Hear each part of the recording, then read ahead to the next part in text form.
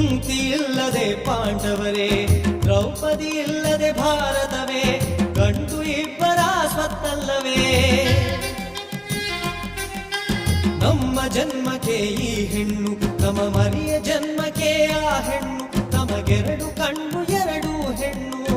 ಮೂಡಣದ ಸೂರ್ಯ ತಾಯಿಯ ಮಡಿಲಂತೆ, ಪಡುವಣದ ಸೂರ್ಯ ಮಳದಿಯ ಮಡಿಲಂತೆ.